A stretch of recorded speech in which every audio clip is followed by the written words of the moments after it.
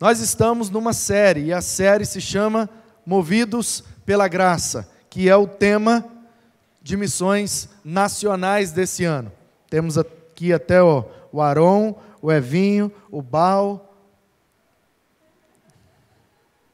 Vocês não repararam, não? Pois bem, esse tema vem lá de cima para baixo. É o tema de missões nacionais. A sede da Junta de Missões Nacionais fica lá no Rio de Janeiro, na Tijuca, e lá nós temos todo um corpo de irmãos, de missionários, pastores, essa junta que é executada, liderada e coordenada pelo pastor Fernando Brandão. Eles então chegaram a esse tema para a campanha desse ano, Movidos pela Graça. E o tema do nosso aniversário esse ano, escolhido pela liderança da igreja, foi firmeza, constância e abundância. Então nós juntamos os dois temas, e aí esse mês nós estamos entendendo um pouco sobre o fato de sermos movidos pela graça com firmeza, constância e abundância. Pois bem, a palavra graça é a palavra-chave desse tema. E aqui nesse texto, ela aparece no verso 8. E aí, eu quero apenas explicar para você. Vou te fazer uma pergunta. Qual foi a última vez que você ouviu uma pregação no livro de Esdras? Alguém ouviu no último ano, nos últimos 2 anos, nos últimos 3 anos? Alguém tem um versículo decorado aí do livro de Esdras? Se vier aqui falar, ganha uma caixa de bombom.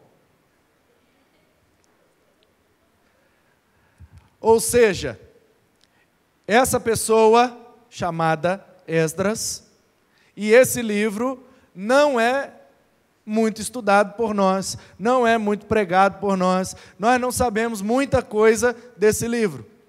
Não é como o livro de Salmos, Provérbios, não é como Gênesis, não é como Êxodo, não é como as cartas de Paulo, não é como os Evangelhos, ou até alguns versículos de Apocalipse. Esse é um livro que a gente pouco estuda, pouco lê, pouco prega, pouco conhece. Então, eu quero te dar agora em poucos minutos o resumo desse livro inteiro. E você chega em casa depois e lê, e aí você vai até entendê-lo muito melhor. E nós vamos meditar baseado nesse tema, movido pela graça restauradora de Deus. Por quê?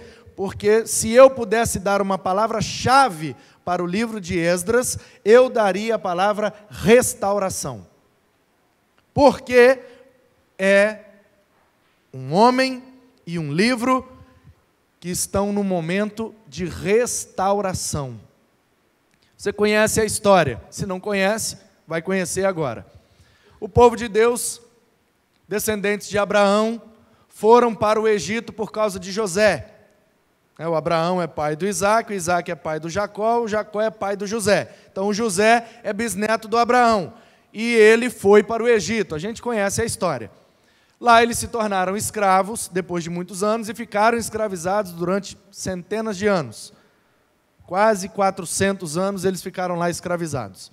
Até que, no tempo de Moisés, a gente também conhece a história, eles foram libertos, e aí passam 40 anos ali, na região, primeiro no Sinai, depois em Cades Barneia, e aí tomam posse de Jericó, e a partir de Jericó, liderados por Josué, tomam posse de toda aquela terra, divide ali em 12 tribos, e aí ali eles passam a morar, e eles são o povo de Israel, a nação de Israel, porque eles são os descendentes daquele homem, que se chamava Jacó, e no Val de Jaboque, teve o seu nome mudado por Deus para Israel.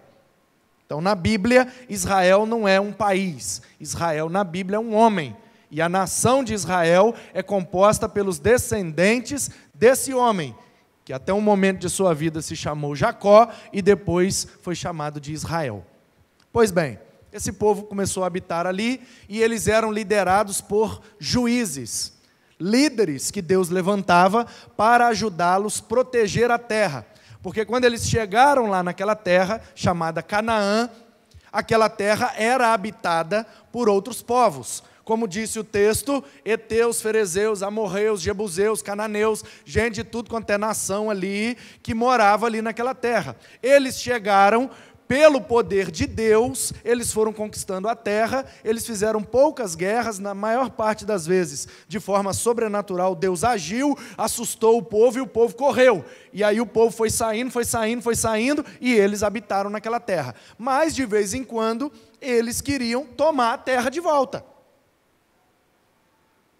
E nisso que eles vão tomar a terra de volta, Deus levanta um juiz, um líder, para orientar o povo na proteção da terra. E aí tem o Sansão, tem o Gideão, tem o Jefté, tem Baraque, tem a Débora, tem vários juízes que Deus levanta para liderar o povo, protegendo a terra daqueles povos que antes habitavam ali e agora estão morando fora, mas estão querendo tomar a terra de volta. Eles invadem no sul, invadem no meio, invadem no norte, mais lá em Dan com os filisteus e lá em Efraim com os amonitas, e Deus vai então protegendo e mantém aquele povo por causa da promessa, habitando ali naquela terra. Isso dura algumas centenas de anos.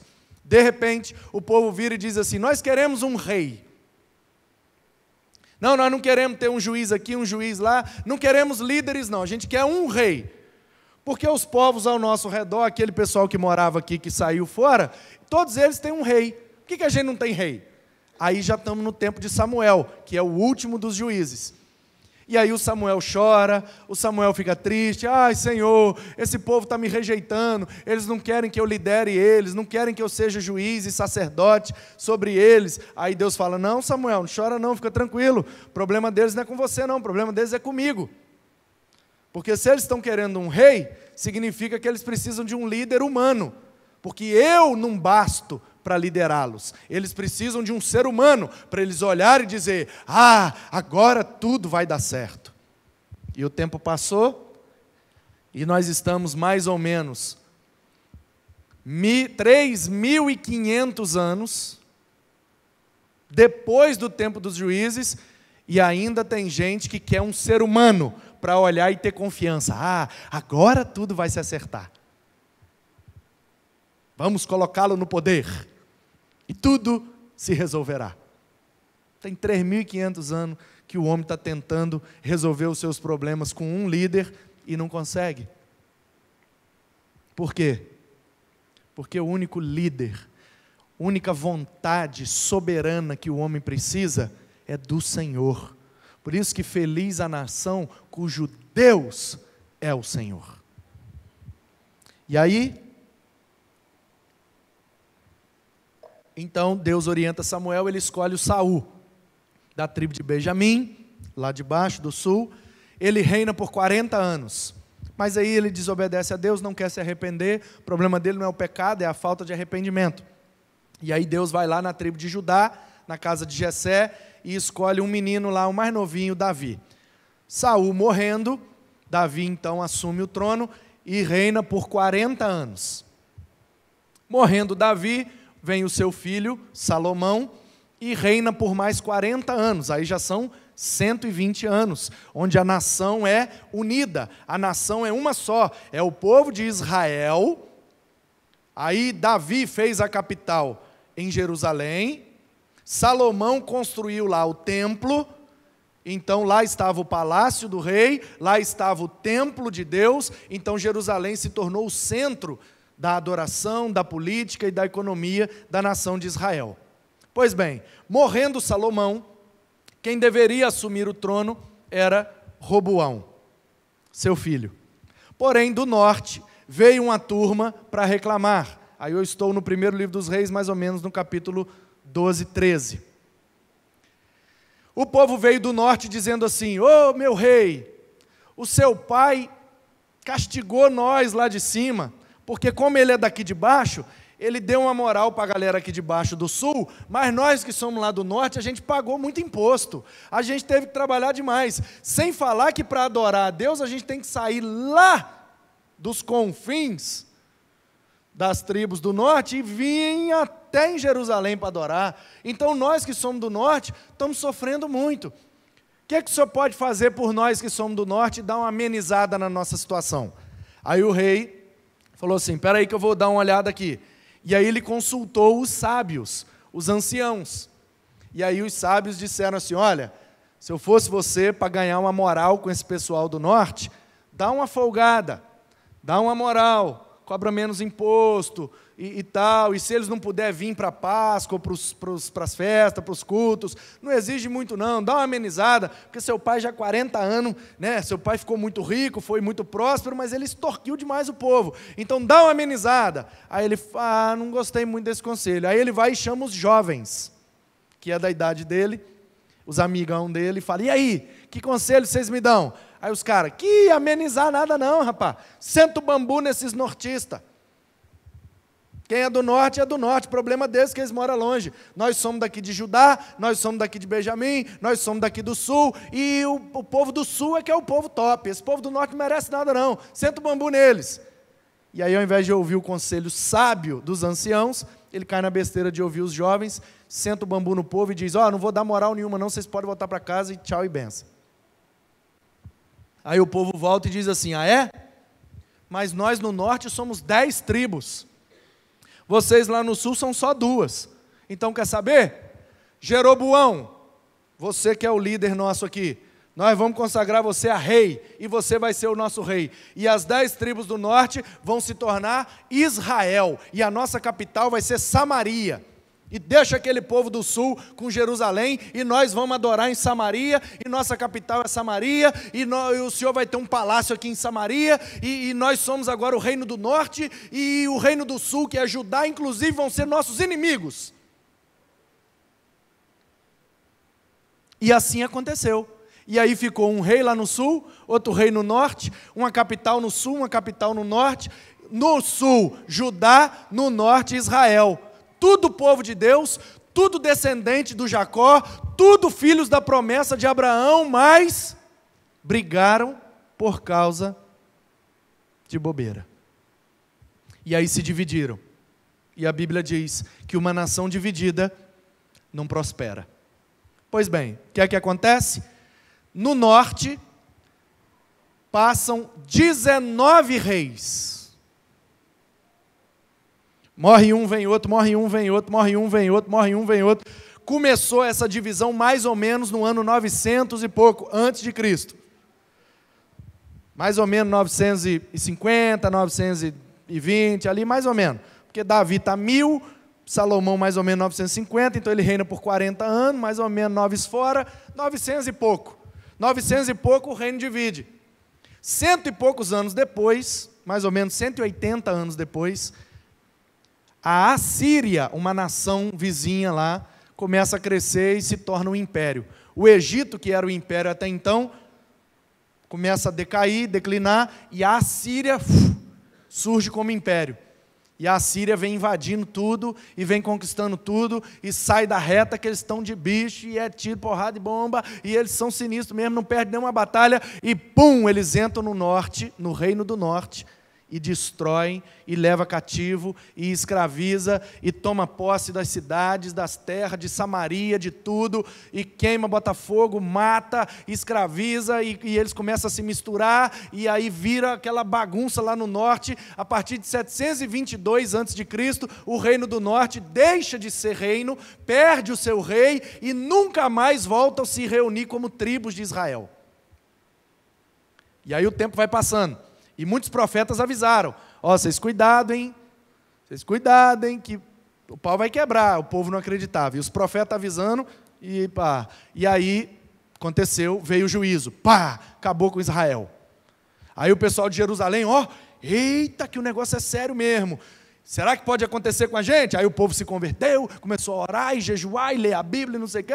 Nesse contexto aí de reforma, um pouco antes disso, aparece o cara que vai ser a pessoa principal que nós vamos conversar no mês de outubro, que é o rei Josias, que começou a reinar com 8 anos de idade. Pois bem, o reino do sul também teve 19 reis. Só que no norte, dos 19, só um cara agradou a Deus. O resto foi tudo idólatra, profano e desviado mesmo. Estava nem aí para Deus. No sul, teve uns 3, 4 que mais ou menos agradou a Deus. Mas só um também foi crente mesmo, convertido, que foi o Josias.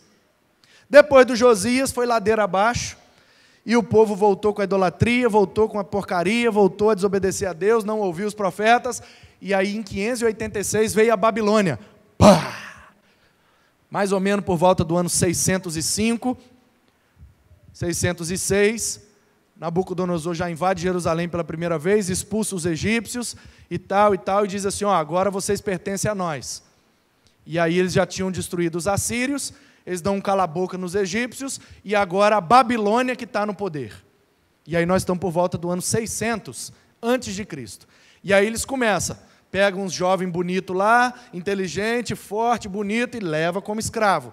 O povo que tenta se rebelar, eles matam. Até que, em 586, o povo se rebela, e aí eles vêm com força total, destrói o templo, destrói a cidade de Jerusalém, mata muita gente, pega mais um restante de escravos, e levam para a Babilônia, e Jerusalém fica lá jogada às traças. Isso dura 70 anos. E nessa vai Daniel, Misael, Ananias, Azarias, que lá na Babilônia passam a se chamar Beltesazar, Sadraque, Mesaque, Abidnego. Nesse tempo, em Jerusalém, profetiza o Jeremias, lá na Babilônia profetiza o Ezequiel. Nós estamos aí, ó, é Bíblia. Quem está comigo? Vocês gostam de Bíblia? Vocês querem Bíblia? Então toma. Conversa fiada é fácil, né? Bíblia tem que estudar, não tem jeito. Aí, o Daniel está lendo o profeta Jeremias, e leu o que na nossa Bíblia está no capítulo 29, dizendo assim, vos trarei de volta à terra. Passados 70 semanas, eu vou trazer vocês de volta. Ele olha, 70 semanas. Semana é um período de tempo. Será que é um ano? 70 anos. Aí ele olha no calendário e fala, está dando mais ou menos 70 anos. Será que não está na hora? E aí, o Nabucodonosor, a gente conhece a história, ele afrontou Deus, fez aquela estátua, exigiu que adorasse, aí tem os caras lá na fornalha, né, a gente conhece a história, aí o Daniel vai para a cova dos leões, a gente conhece a história e tal, mas aí Daniel agora é o primeiro-ministro, é um líder governante abaixo do imperador na nação, ele está com moral, porque ele desvendou lá o sonho, interpretou aquela frase lá, pá, e aí então... E o Nabucodonosor morre, e aí vem o outro, e aí, então, o Belsazar, né, que é o rei do tempo, daquele tempo, já finalzinho ali do império da Babilônia, a Babilônia começa a perder força, porque o cara que era frenético, sangue nos olhos mesmo, era o Nabucodonosor, e ele já era. Aí, vem de cima da Babilônia, de duas nações, uma se chama Média, a outra se chama Pérsia. E aí eles se uniram. E aí viraram os Medo-Persas. Se juntou e invadiu. Pá! E aí a Babilônia... Então você está acompanhando? O império era o Egito, depois foi a Assíria, depois foi a Babilônia. E aí a Babilônia perdeu agora para a Medo-Pérsia. E aí, meus irmãos, na Média... tem um rei chamado Dário. E na Pérsia tem um rei chamado Ciro. E eles se unem forças, se tornam um império medo-persa, e invade a Babilônia, toma conta de tudo e beleza. Pois bem, aí eles estão lá reinando, agora o império é persa, os persas estão no poder, os persas é que mandam. Eu estou aqui em Suzã, na capital do império, dentro do meu palácio. Eu sou o Ciro, rei da Pérsia, o Bambambam. O Dário é um outro rei também lá da Média, mas eu é que botei a cara e conquistei tudo, então quem manda aqui sou eu. E pai, de repente entra um cara lá para entregar lá uma bebida para ele. Ô meu rei, aqui sua bebida e tal, essa bebida tá boa? Tá, você já experimentou já? Você não morreu não, né? Não, pode beber. Então tá bom, porque esse era o trabalho do copeiro, preparar comida e bebida do rei e experimentar antes. Porque negócio de império, poder, meu amigo, tem sempre alguém querendo tomar o poder. Então o nego envenenava a comida para dar para o rei. Aí o que ele fazia? Pagava um menino para ficar lá, ó, come você primeiro. Aí o cara comia, esperava um tempinho, se ele não morreu, não está envenenado, me dá para cá. E aí ele comia. Nessa, tem um menino lá. Neemias. Ô meu rei, não sei o que, está aqui, papai. Aí o rei olha para ele e fala: rapaz, você está triste? Você não é assim? Você é um cara legal? Você é um cara feliz? Por que você está assim? Aí ele fala: não, é porque eu fiquei sabendo aí que está chegando mais ou menos o tempo de Deus liberar a gente da escravidão. Como assim liberar da escravidão? Não, é porque eu sou judeu. Não sou persa, não sou babilônio, não. Ah, é? Você não é babilônio, não? Não, eu sou judeu. O que é judeu? De onde que é judeu? Não, das terras de Judá, sabe lá Jerusalém, lá indo para o Egito, naquele meio caminho que tem um morro lá, que tem um templo e tal, que o pessoal adora. Ah, é? Você é de lá? Sou, rapaz. E por que você está triste? Porque eu queria voltar, poxa. 70 anos atrás, minha família veio de lá, escravizados pelo Nabucodonosor. Mas o senhor é top, o senhor matou o império do Nabucodonosor. Bem que o senhor podia me dar uma moral, hein, meu rei? O que você quer, Neemias? Ah, eu queria voltar para casa, o senhor libertar eu e meus irmãos aqui, minha família, para a gente voltar, pelo menos para a gente morrer e ser sepultado lá junto com os nossos pais. Porque para nós é uma desonra, para o meu povo, na minha cultura, é uma vergonha eu não ser sepultado junto com o meu pai. Por isso que eu estou triste, porque eu já estou ficando velho e eu estou vendo que eu vou morrer aqui na Pérsia, aqui na Babilônia, e não vou ter oportunidade nunca mais de pisar na terra dos meus pais.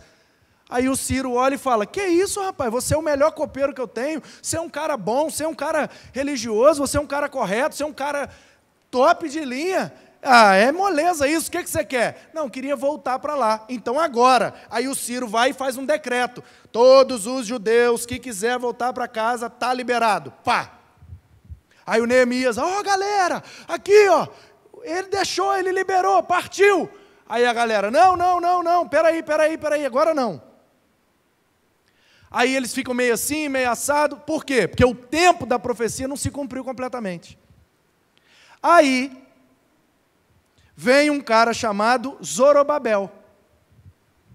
O Zorobabel é um judeu que está lá também naquele mesmo tempo, naquele mesmo momento. Ele é um líder, já meio religioso do pessoal. E aí ele vira e fala assim: ó, eu vou voltar. Quem quiser voltar, vem comigo. E aí lá no Império Persa, lá nos tempos já do Dário e do Ciro, tem um cara lá que é escrivão. Ele é pago pelo rei para escrever as coisas e registrar todos os acontecimentos, as decisões, os vereditos do rei, tudo que acontece na corte, ele é pago para registrar tudo. E se o rei quiser ler um outro livro que não está na língua dele, ele é pago para copiar e contratar um tradutor para traduzir, e ele escreve e dá para o rei ler. É o escriba. Aí tem um escriba lá, vendo tudo isso e escrevendo tudo isso. Como é que é o nome desse escriba? Esdras. Aí o Esdras: ô Zorobabel, você vai? Vou porque já deu 70 anos, e Deus vai cumprir a palavra, e se Deus falou que vai restaurar a terra, nós vamos voltar para lá. Então beleza, aí como é que começa o livro de Esdras?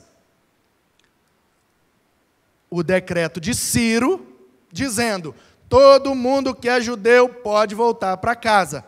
O Zorobabel batendo no peito e dizendo: quem quiser, vem comigo. Eu estou indo. Demora entre 3 a 5 meses. A viagem do Esdras, que está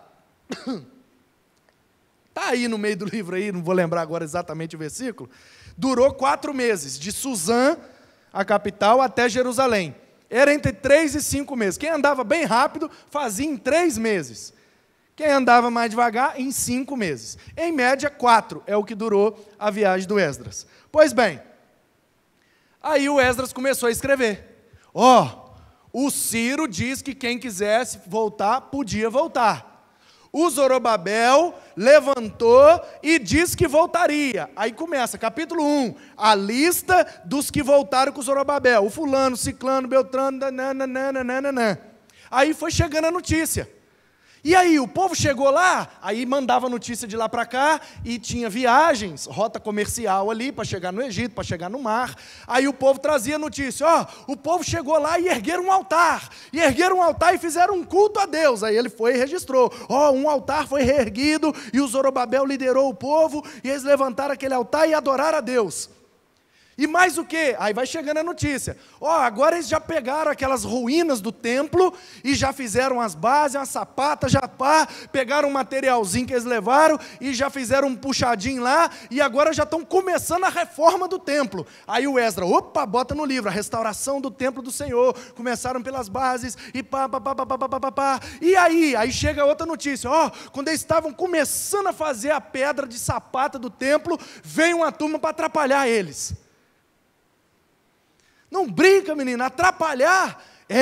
Quem que eram? Os samaritanos. Lembra do povo do norte?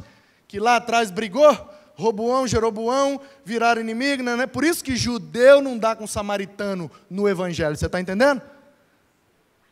Quem está entendendo diz um amém bem forte. E pensa assim, glória a Deus pela vida do meu pastor, que agora eu estou começando a entender esse livro, Jesus. Aí os caras vieram, que movimento é esse aí? Que movimento é esse aí? Não, nós estamos reconstruindo o templo. Quem são vocês? Vocês são babilônio? Não, nós somos judeu. Nós somos descendentes de Judá e de Benjamim. E o que vocês estão fazendo aqui? Não, a gente estava lá na Pérsia, que agora é Pérsia, antes era Babilônia, e o Ciro, o rei de lá, deu um decreto e falou que a gente podia voltar e fazer o que a gente quisesse, restaurar o templo, os muros, e podia voltar a ser um povo normal como a gente era antes.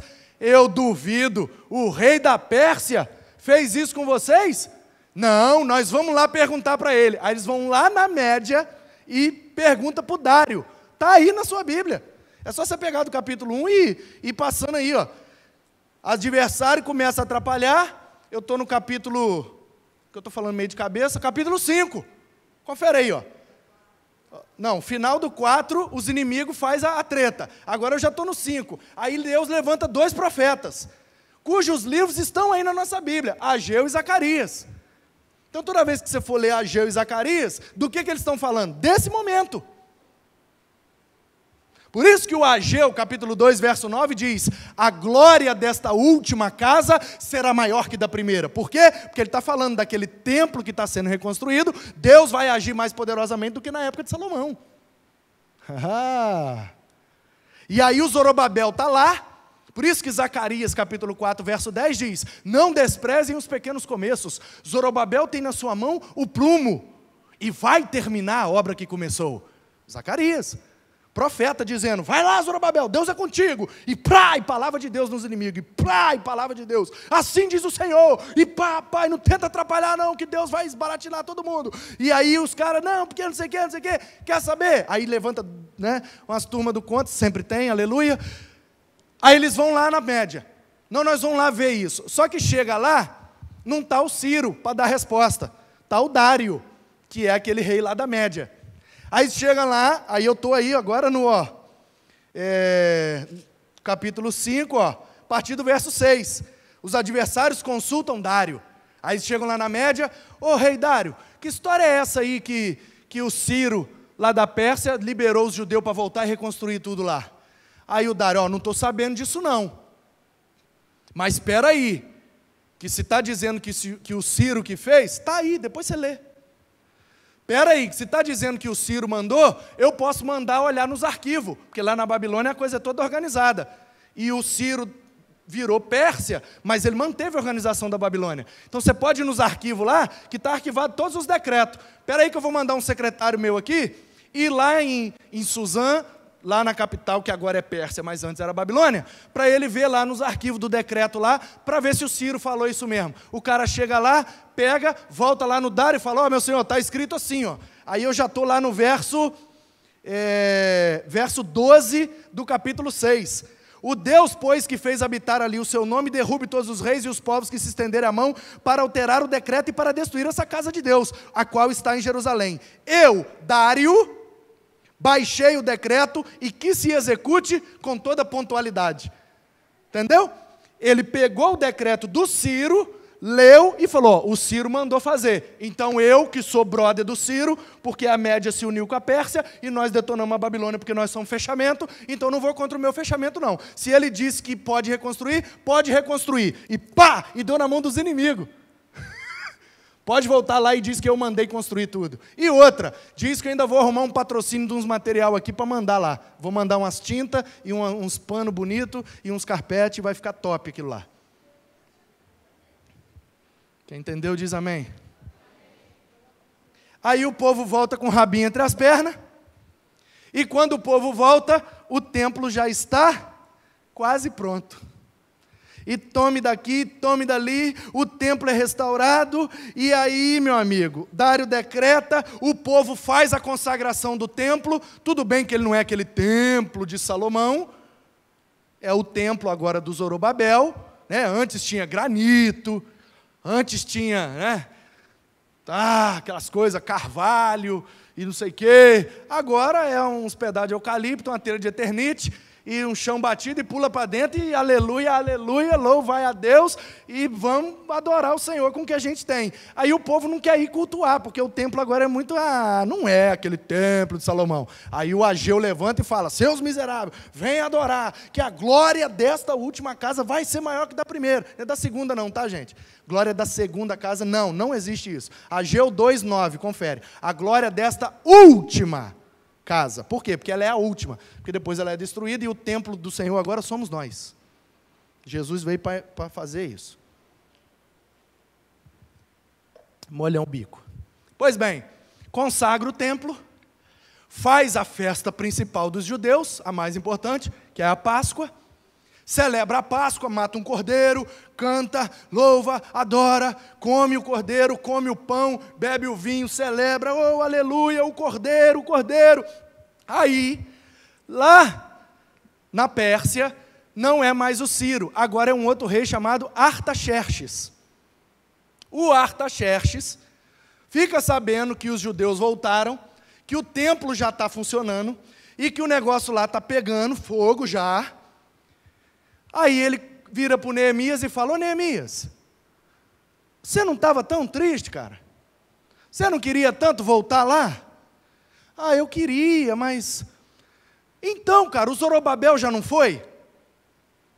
Foi. Então, vai também, moço. E aí eu estou no capítulo qual? Eu estou no capítulo... Final do capítulo 7. Isso, Artaxerxes envia o Esdras. Aí... Capítulo 8 é o quê? A lista dos que voltaram com o Esdras. Aí o Artaxerxes manda o Esdras, eu falei Neemias, né? Desculpem. O Esdras. O Artaxerxes vira e fala, ô Esdras, você está aqui escrevendo a história desse pessoal, mas esse pessoal está vivendo a história lá, cara. Por que você não vai e volta lá? Nós estamos ainda no ano 500 e pouco. Aí ele fala, não sei.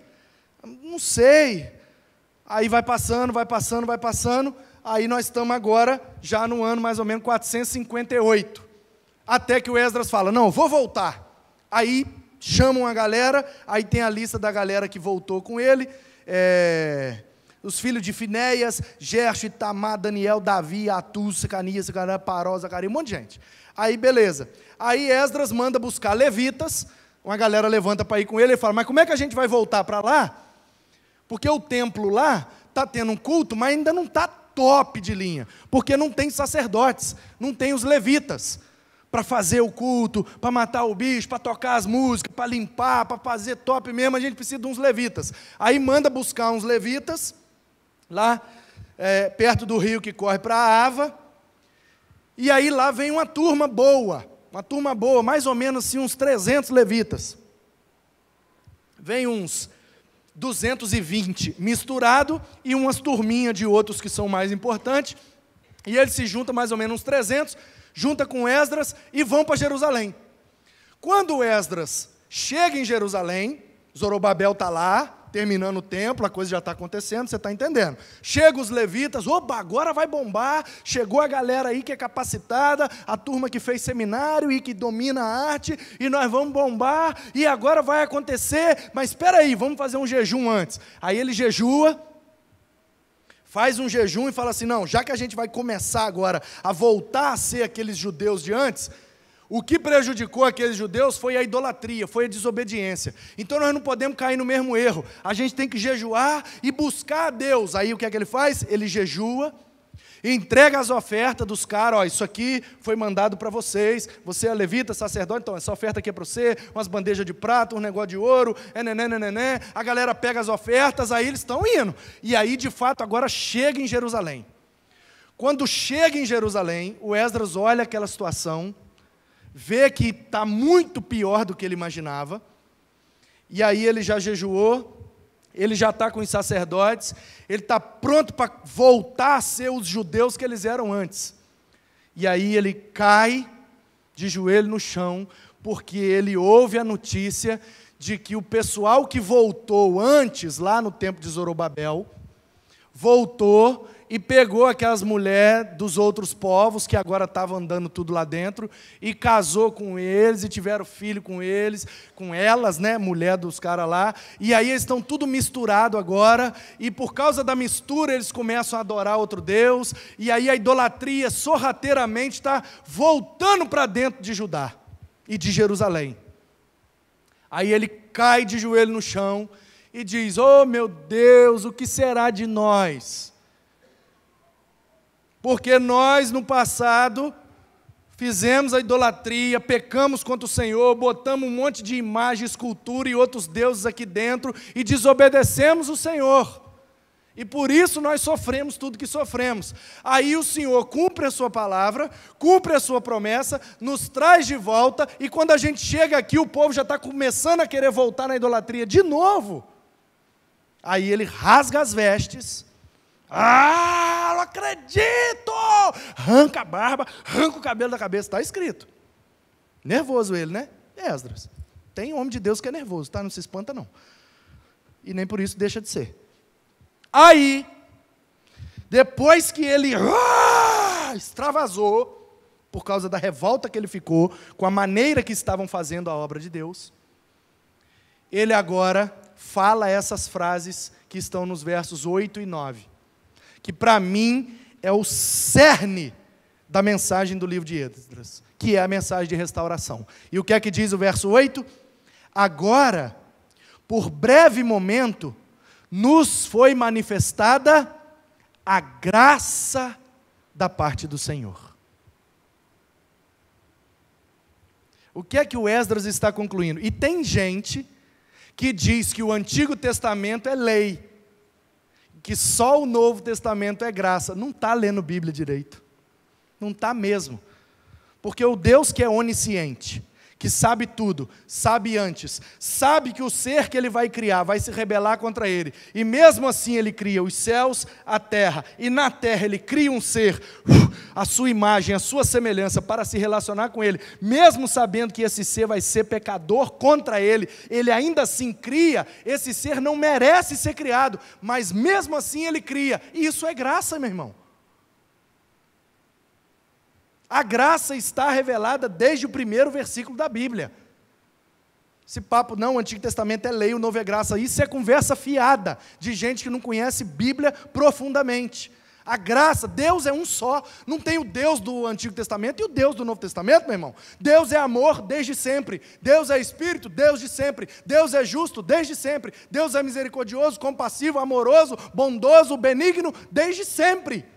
E aqui o Esdras recebe essa revelação de Deus, de que nós não merecemos essa terra, porque nós somos vagabundo, porque nós somos rebelde, porque nós somos idólatra, porque a gente prefere uma imagem, porque a gente prefere uma vida fácil, porque a gente prefere qualquer coisa menos agradar o Senhor. Nós não merecemos essa terra, Senhor. Por que que o Senhor nos deu essa terra se a gente não merece? Aí ele conclui: pela graça.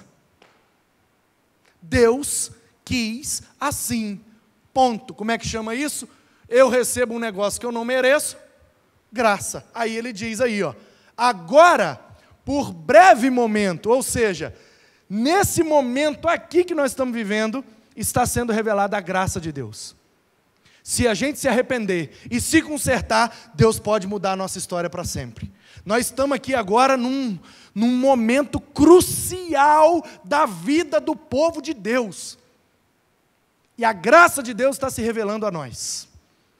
A graça que é da parte do Senhor nosso Deus, para nos deixar alguns que escapem, para nos dar estabilidade, e no seu santo lugar, que é Jerusalém, para iluminar os nossos olhos, ó Deus nosso, e para nos dar um pouco de vida na nossa servidão. Ou seja, eu vivi a minha vida toda como escravo na Babilônia, que depois passou para a Pérsia. Agora que eu estou no finzinho da minha vida, que eu venho para o lugar dos meus pais, para Jerusalém, o lugar de paz, eu chego aqui, ao invés de ter paz, eu tenho idolatria, rebeldia, perseguição, brigaiada, confusão. Meu Deus! Pelo menos por um pouco de tempo, pelo menos esse restinho de vida que nos resta, ilumina os nossos olhos, quebranta o nosso coração, nos faz ter um pouco de vida boa, porque a gente não aguenta mais ser escravo e sofrer brigaiada. É isso que ele está falando. Porque somos servos, diz o verso 9. Esse servo aqui não é servo de Deus, não. Esse servo aqui é escravo da Babilônia, dos persas. Porém, na nossa servidão, no tempo que a gente passou lá 70 anos como escravo, não nos desamparou o nosso Deus. Antes, estendeu sobre nós a sua misericórdia e achamos favor. Graça é um favor imerecido. E o Esdras está dizendo, nós achamos em Deus misericórdia, achamos em Deus um favor perante os reis da Pérsia, porque os caras podiam não ter deixado a gente voltar, mas Deus tocou no coração, inclusive ele chamou o Ciro de meu servo. O cara que é rei da Pérsia, que nunca adorou a Deus, que nunca se converteu, que nem conhece o Deus de Abraão, de Isaac e Jacó, Deus falou, esse cara é meu servo. Por quê? Porque ele vai fazer a minha vontade. Porque com Deus é assim, irmão, quando ele tem um negócio, ele tem uma promessa, ele tem uma palavra, para cumprir o propósito dele, ele usa quem ele quer. E aí, liberta o povo, e o povo volta, e o Esdras diz, para nos reviver, para nos dar uma vida de novo, para levantar a casa do nosso Deus, reconstruir o templo com o Zorobabel, e para restaurar as ruínas dessa cidade, para termos um muro de segurança em Jerusalém. E aqui, eu percebo que graça, para nós, significa, nos dias de hoje, e aí eu olho para Esdras e eu vejo que realmente isso aqui é palavra de Deus. Como que isso faz tanto sentido para a minha vida hoje? Mesmo estando 2.400 anos depois desse cara, continua sendo verdade eterna. Olha o que é que graça significa para nós hoje. Como diz o tema, movidos pela graça restauradora. Restauradora por quê? Porque é o momento que o Esdras está vivendo, de restauração de Jerusalém. Sabe, meu irmão, nem sempre tudo vai dar certo. Nem sempre venceremos uma enfermidade, nem sempre venceremos um desânimo, nem sempre venceremos uma tentação, nem sempre. Às vezes, as adversidades, os problemas, as dificuldades, os arranhamentos da vida nos assolam, nos alcançam. E por mais boa vontade que a gente tenha, por mais crente que a gente seja, não estamos livres de passar por dificuldades. Alguém aqui pode levantar a mão e falar, eu nunca passei por dificuldade depois que eu me converti. Alguém tem coragem? Não é doido? Vai estar mentindo. Então, o que eu quero te dizer nessa noite, meu irmão e minha irmã, que veio aqui, mesmo com vento, mesmo com frio, mesmo com a chuva, e se eu pudesse eu te dava 100 conto, por isso, pena que eu não posso. Ora para Deus me dar que eu te dou. Eu quero te dizer, em nome do Senhor, meu irmão, assim diz o Senhor, não importa o tempo, o tamanho ou a profundidade do nosso problema. O nosso Deus, pela sua graça, pode restaurar qualquer coisa. Pode restaurar uma vida, pode restaurar um ministério, pode restaurar um casamento, pode restaurar uma família, pode restaurar qualquer coisa. Pode restaurar, porque nós somos movidos pela graça restauradora de Deus. Mas nós não podemos ter uma consciência diferente do Esdras. A gente tem que rasgar as vestes, arrancar o cabelo da cabeça, arrancar a barba da cara, ou seja, se revoltar com a nossa condição de pecadores, ajoelhar, olhar para o céu e dizer: meu Deus, apesar de todo o meu erro, toda a minha falha, toda a minha limitação, o Senhor ainda insiste em me abençoar? É muita graça. E graça para o Esdras significava 9 coisas, que também significam para nós. Movido pela graça restauradora de Deus, em primeiro lugar, é um escape. Graça é um escape, porque o verso 8 diz: agora, por breve momento se manifestou a graça da parte do Senhor, para deixar que alguns escapem. Quantas vezes, meu irmão, você estava diante de um perigo, diante de uma atrocidade, diante de um desastre, e você escapou? Sabe por que você escapou? Não é porque você merece, é porque você é movido pela graça restauradora de Deus. Graça é livramento, escape. Quando a gente acha, agora não tem jeito, não tem jeito, não tem jeito, tuf, ufa, mais um mês. E aí a coisa afunila, aperta, e não tem jeito, tuf, mais um ano. E a gente vai, de graça em graça, de glória em glória, mesmo sem merecer, vivendo a vida e sendo muito abençoados. Louvado seja Deus! Graça é escape de Deus. Graça também é estabilidade. O versículo diz: para que alguns escapem e para nos dar estabilidade. Estável é aquele que é movido pela graça. Por quê? Porque quando eu reconheço que eu não mereço, não é pelo que eu sou, não é pelo que eu faço, não é pelo que eu sei, não é pelo que eu tenho, é pela graça. Isso me dá estabilidade. Por quê? Porque quando eu acho que eu mereço as coisas, eu me torno instável. Porque aí eu falo: poxa, eu merecia isso, poxa, eu não recebi, também, aí eu fico instável, aí eu vou lá embaixo, aí eu acho que eu mereço um abraço, aí vem alguém e me abraça, agora eu estou feliz, porque eu ganhei o que eu merecia. Eu acho que eu mereço um beijo, aí ninguém me beija, aí eu lá embaixo, e aí eu vou lá em cima, vou lá embaixo. Aí a vida de alguns é essa montanha russa, uma hora está lá em cima, uma hora está lá embaixo. Por quê? Porque ele acha que merece as coisas. Mas quando nós temos a consciência de Esdras, de que nós não merecemos nada, a gente entende que a graça de Deus é suficiente para nos dar estabilidade. Ganhei o abraço, amém, nem merecia. Não ganhei o beijo, amém, eu nem merecia. De maneira que as coisas externas, as coisas exteriores, não afetam a minha estabilidade interna. Por quê? Porque a minha estabilidade não depende do que acontece lá fora, depende da graça de Deus que me move para restaurar todas as coisas.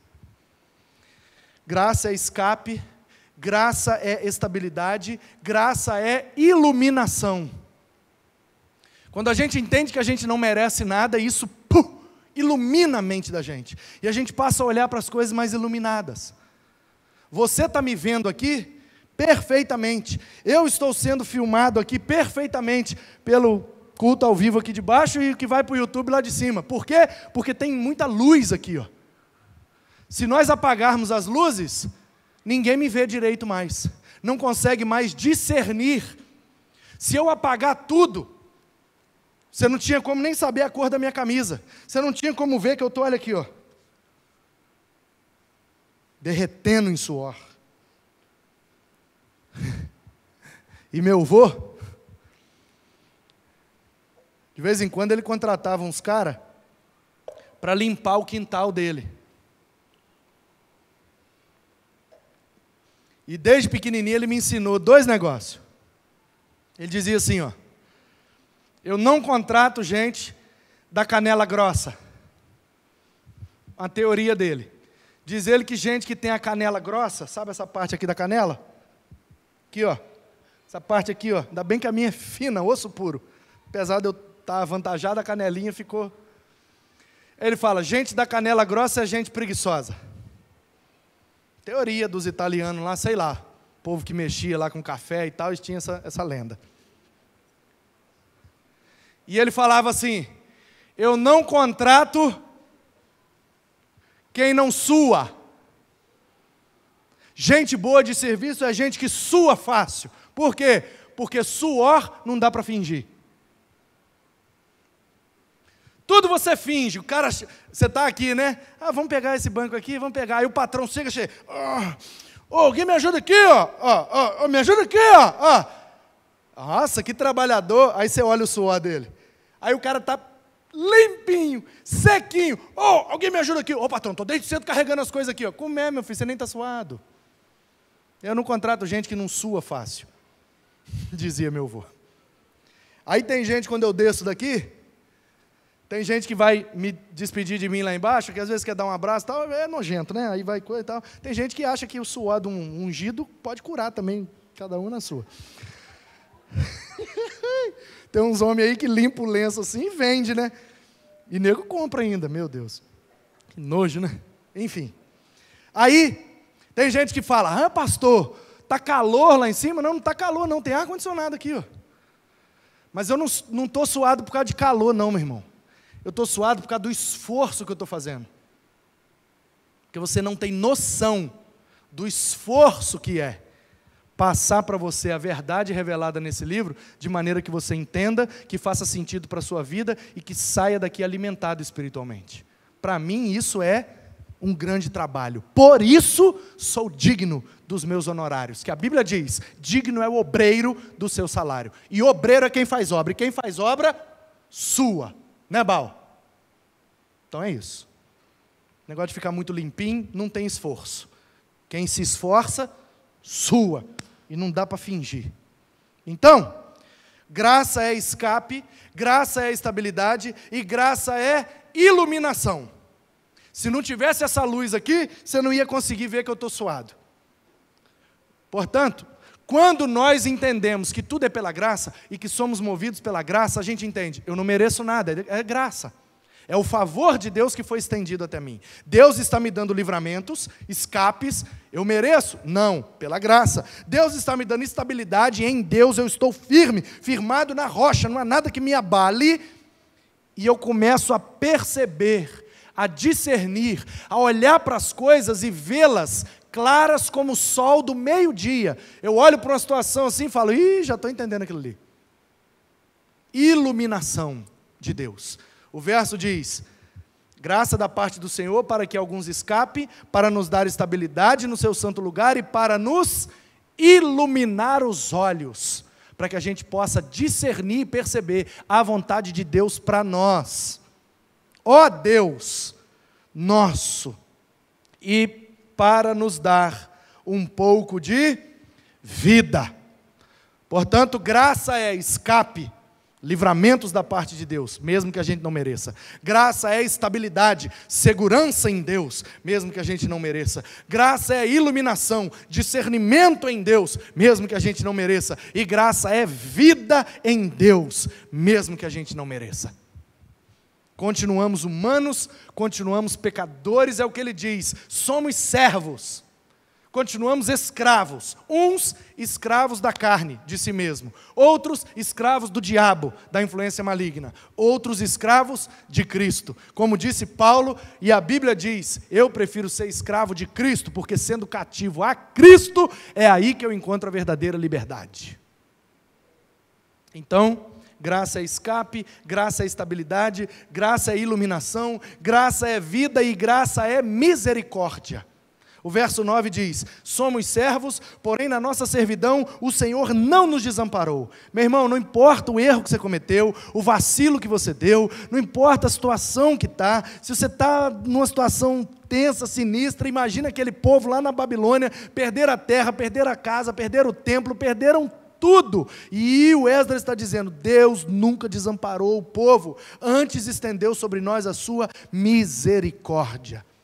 O pastor Anderson pregou aqui no domingo e explicou o significado dessa palavra, miseris e cardios, miséria e coração, Por isso o cardiologista é o médico do coração. Então, misericórdia é quando Deus coloca o coração dele na nossa miséria. Miséria e coração. Nós somos miseráveis. Não merecemos nada, mas Deus olha para a nossa situação, bota o coração na nossa miséria, estende a mão e não nos desampara. Isso é ser movido pela graça restauradora de Deus. Entender que somos miseráveis. O problema é que a gente acha que a gente merece. Eu sou convertido, eu sou crente, eu sou membro da igreja, eu sou dizimista, eu canto no louvor, faço isso, faço aquilo, eu prego, eu sou o pastor, então eu mereço tudo de bom. Você é um miserável pecador. E eu estou agora olhando no espelho e falando para mim, tá? Miserável, pecador, você não merece nada. Os livramentos que Deus te deu é pela graça, a estabilidade que você tem é pela graça, o discernimento é pela graça, a vida que você tem é pela graça. Então, entenda que você é um miserável, e você só está respirando porque Deus se compadeceu da sua miséria. E aí eu olho no fundo do meu olho, esse olho verde, e falo, miserável. Portanto, a partir do momento que eu falo isso diante do espelho e saio na porta, qualquer coisa que me acontecer não me abala mais. Por quê? Porque eu não mereço nada mesmo. É a graça, irmãos. A gente não merece. É o favor de Deus. Estendeu sobre nós a sua misericórdia, eu estou no verso 9. E achamos favor perante os reis da Pérsia. A gente merecia ser liberto lá do cativeiro? Não. Então por que a gente foi liberto? Porque somos movidos pela graça restauradora de Deus. O favor do Senhor, através dos reis da Pérsia, mandou a gente de volta para casa. Graça é escape, graça é estabilidade, graça é iluminação, graça é vida, graça é misericórdia, graça é favor e graça é reviver, renovo, nova vida. É graça. Diz o texto, Ele nos deu o favor através dos reis da Pérsia para nos reviver, para levantar a casa do nosso Deus e para restaurar as ruínas. Graça é reviver, graça é restaurar. Se você experimenta algo novo da parte de Deus, não é porque você merece, é pela graça restauradora de Deus. Se você tem uma vida restaurada, se você tem um casamento restaurado, se você tem uma profissão restaurada, se você tem um caráter restaurado, ponha-se de joelhos, espiritualmente falando, rasgue as suas vestes e agradeça ao Senhor que pela graça nos reviveu e nos restaurou.